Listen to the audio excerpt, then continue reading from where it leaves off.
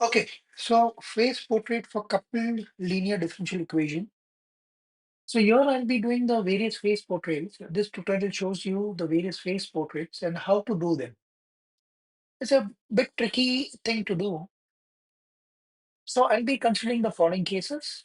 The first case I'll take is how lambda, when lambda, both the lambdas are positive. I've taken some specific examples when both lambdas are positive and real. Second is one positive lambda and one negative lambda. Third is when both lambdas are negative. Then I'll be going on to check the cases when the lambdas are, you know, lambda are your eigen values. So if your eigenvalues are complex. So, so there are three possibilities for complex as well. And I'll be looking at the spiral, whether it's spiraling clockwise or anti-clockwise as well. So totally, this tutorial will cover all these cases, and and this is very important. So stay tuned and watch this several times. Now, let me begin with the first one. So in the first one, I'll show you how to sketch the vectors as well.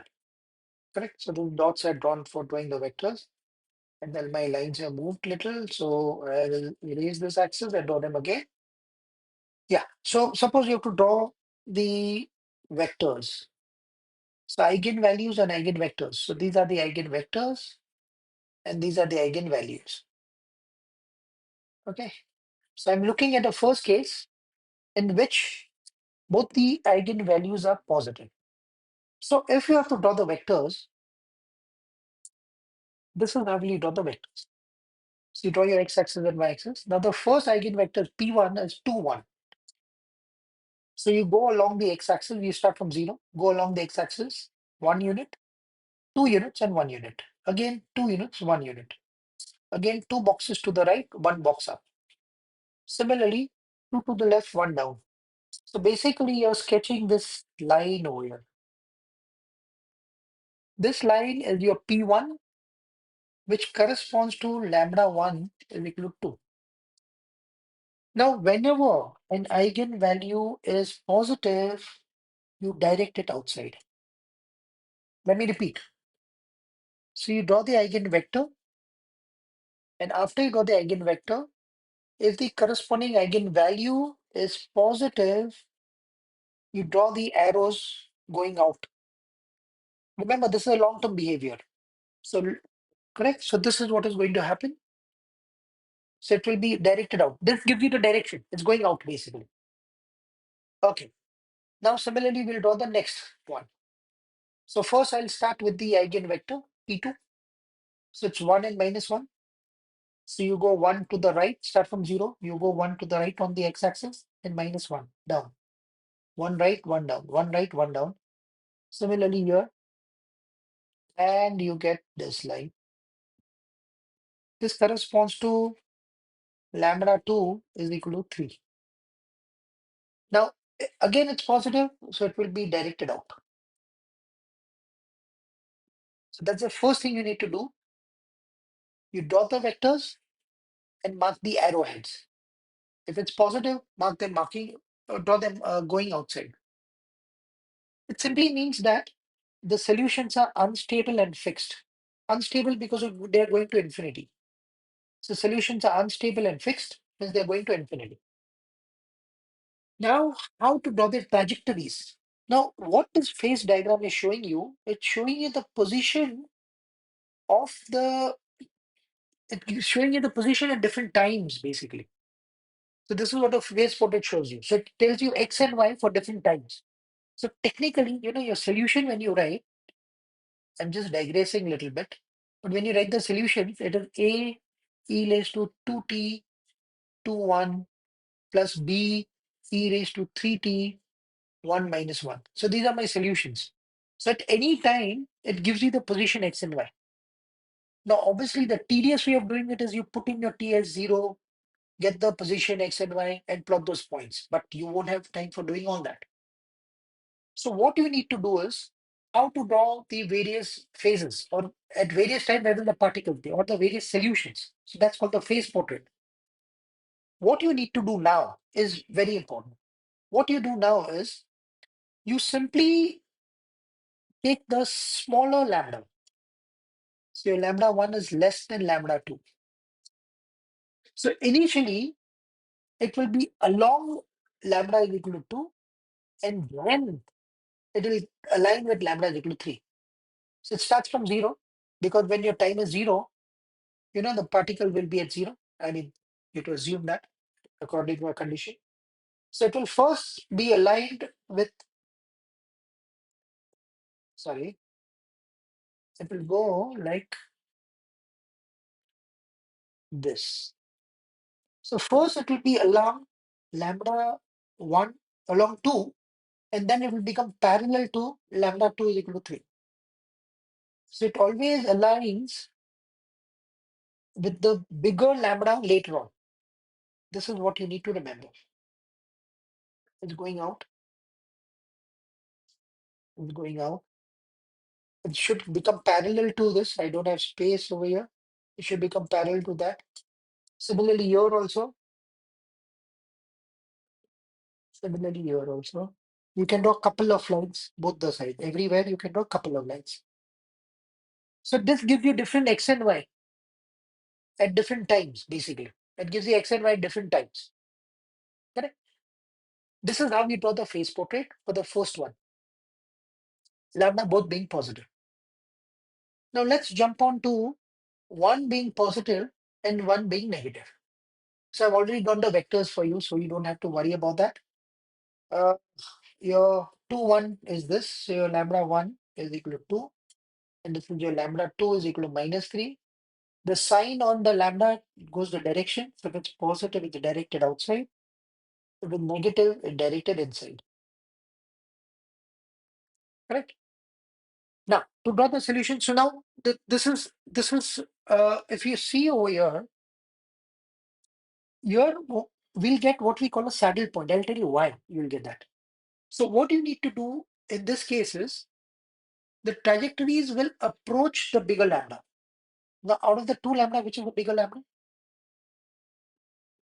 If you see out of the two, which is the bigger lambda? The bigger lambda is 2. So ultimately, so when I'm drawing the trajectories, so it will first be parallel to the smaller lambda, then it will align with the bigger lambda. First, it will be parallel to the smaller lambda, then it will align with the bigger lambda. Similarly, first smaller lambda, then with bigger lambda. First with smaller, and the arrows are there to guide you. So this what we get is the saddle point. So when one is positive, one is negative, we get saddle point. If you look at the earlier one, we got unstable fixed, unstable because moving out. Here we got a saddle point. Okay, simple. Next, what do you do when both are negative? Now, this is also very important when both are negative, what to do? Again, very simple. What you need to do is you simply, when both are negative, both will be directed inside. So this will be directed inside, this will be directed inside. So when they're directed inside, it becomes stable. So stable and fixed. So both are directed inside. This is also directed inside. Now again, you remember the golden rule. It will align with wherever lambda is bigger. So which lambda is bigger? If you have lambda 1, think of a number line.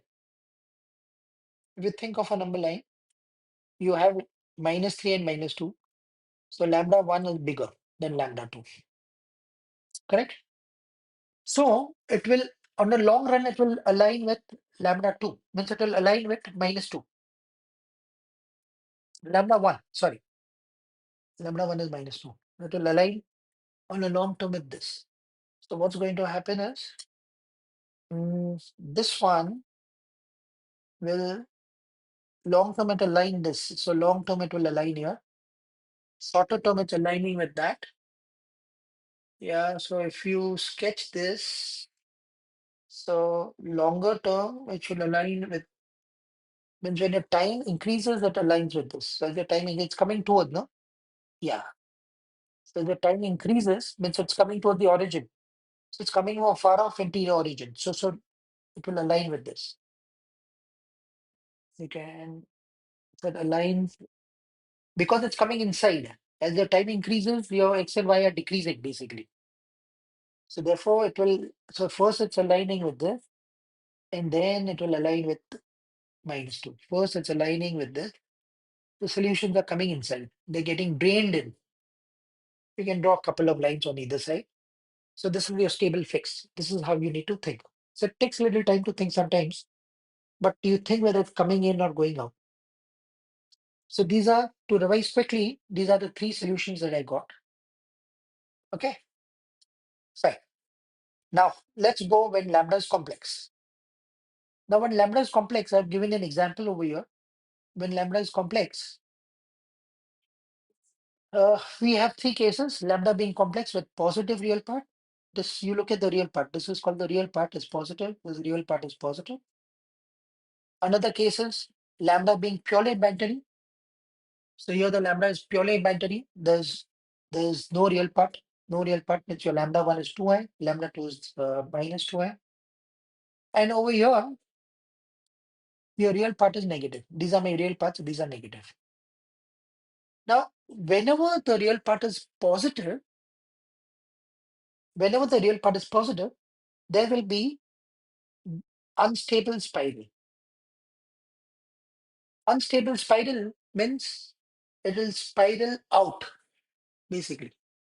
Unstable spiral means it will spiral out. We call it unstable. Exactly like that, your lambda were positive, it goes out. So it's spiraling out. Now there are two possible spirals. So it's spiraling out. So one way it can spiral from the origin. It spirals out like this. It spirals out. If you see, this is clockwise spiraling out. Or it can spiral out anti-clockwise. Sorry, like anti-clockwise. There are two possible spiralings you can get. It can spiral in. It can spiral in anti spiral out. Sorry, beg your pardon. Spiral out clockwise. So spiral out clockwise or spiral out anti-clockwise. This is going anti-clockwise. This is going clockwise. You start from inside and it's going out. Okay, fair. How do you realize that? You realize that by looking at dx by dt and dy by dt in your original equation. So with spiraling out, as your time is increasing, your y is increasing. So see, initially your y is here, y is here. So as your time is increasing, your y is increasing, but your x is decreasing. You can see that it's coming closer to the x. So it's going up. It's going up means its y is increasing, and it's going to the right means your x is decreasing. That's how. So they have to give you some dy by dx to start with. They'll give you some initial point, and you do that. Over here, when you see over here, you'll find that your x is increasing. So suppose you start from inside. So your dx by dt is positive, it's increasing, and your dy by dt is also positive. So therefore, it's going anti-clockwise, spiraling out. So to decide whether it's clockwise or anti-clockwise, you have to look at the derivative. Hmm? So this is what you need to remember. So in one of the IB sum, they've given you your dy by dt negative. If your dy by dt is negative, they give you a starting point, means it's going down. So down, then you see it's going clockwise or anti-clockwise. So it will be generally be going anti-clockwise there. So you see it basically. Not clockwise, I mean. Purely binary, again, the purely binary uh, will be your, you'll get the ellipses like this. You'll get ellipses like this, purely binary, because again, these are giving you different positions in the different ellipses like this.